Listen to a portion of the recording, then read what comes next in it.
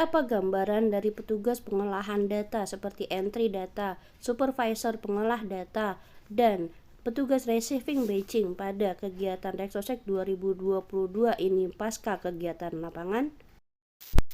Assalamualaikum warahmatullahi wabarakatuh. Ketemu lagi sahabat Bunda Zaman Now pada pembahasan kali ini mengenai apa-apa saja petugas pengolahan.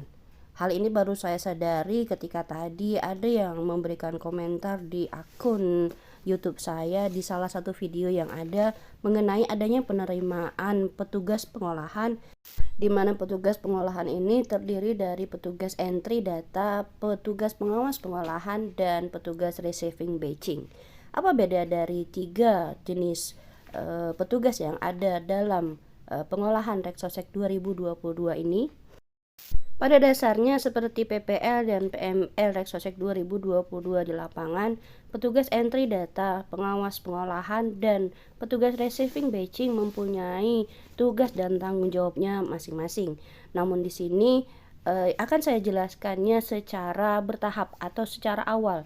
Awalnya adalah di bagian mana.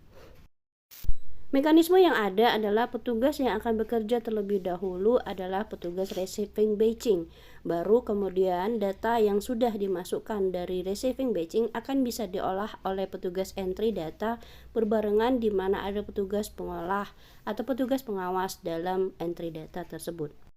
Saat ini tahapan lapangan Reksosek 2022 sudah sampai pada 10 hari terakhir dari janji yang sudah ditetapkan dalam kontrak yang ada.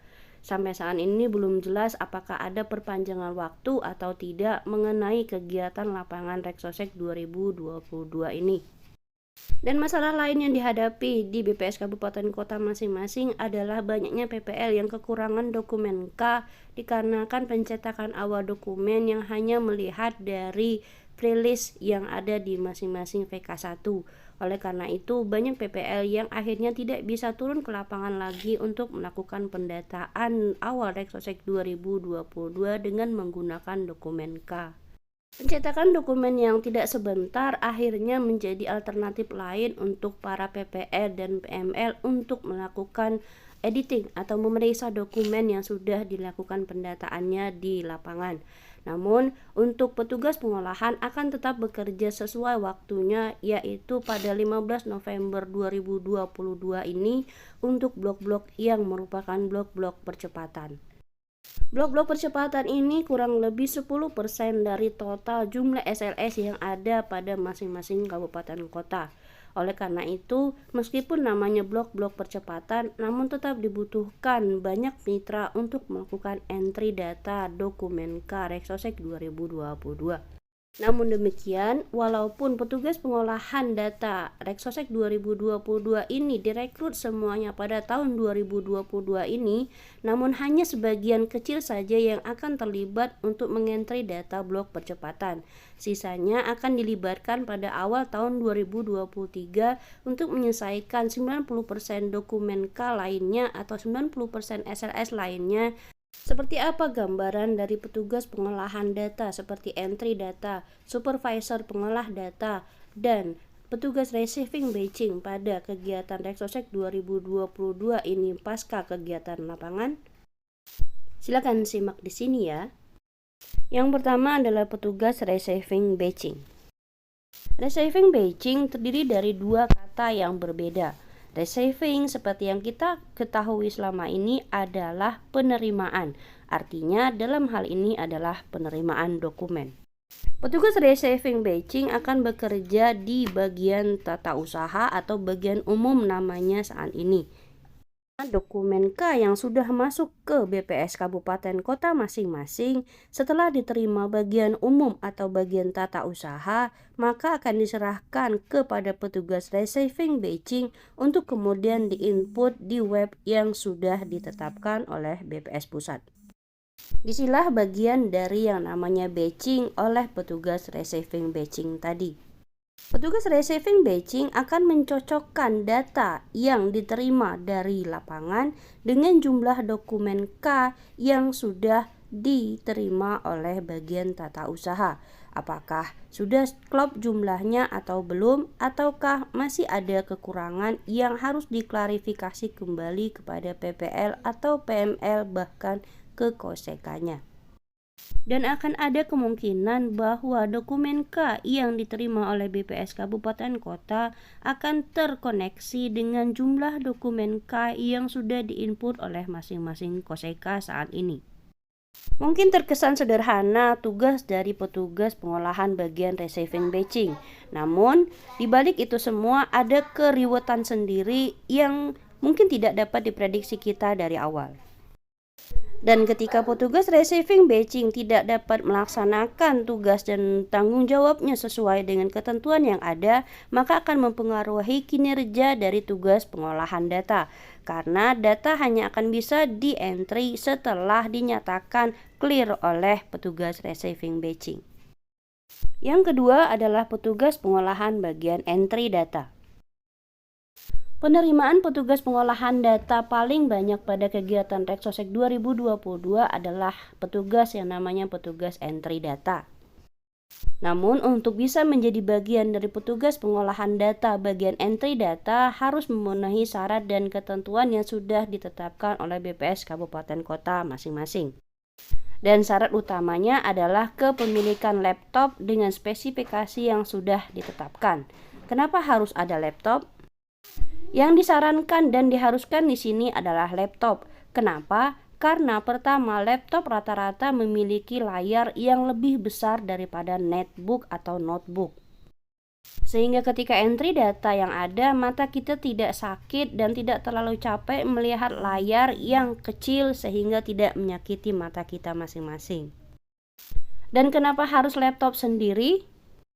Karena ketersediaan PC atau perangkat komputer di kantor terbatas, tidak cukup untuk memenuhi seluruh petugas pengolahan bagian entry data Reksosek 2022. Dan jikapun ada perangkat komputer yang ada, maka istilahnya akan cepat-cepatan. Siapa petugas pengolahan data yang terlebih dahulu datang, maka dia yang bisa mempergunakan PC tersebut. Dengan catatan, PC atau komputer atau laptop yang ada di kantor tidak dipergunakan pegawai kantor lainnya untuk keperluan kantor sehari-hari. Dan hal lain yang menyebabkan kepemilikan laptop ini bersifat wajib adalah agar tidak terjadi kecemburuan sosial di antara sesama petugas pengolah data. Sehingga dengan menggunakan perangkat laptop masing-masing, maka kecemburuan sosial ini akan dapat diminimalisir. Dan kenapa petugas pengolahan data Reksosek 2022 juga diberlakukan sistem shift?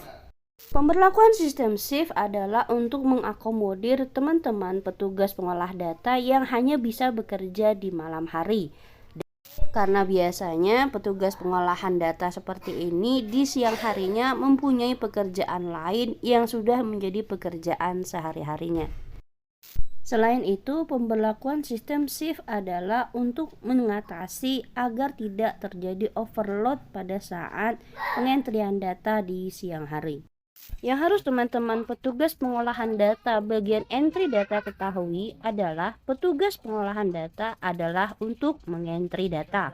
Namun, di balik itu, selesai atau tidaknya pekerjaan teman-teman petugas pengolahan data bagian entry data adalah ketika data yang teman-teman petugas pengolah data entry sudah dinyatakan clean oleh program.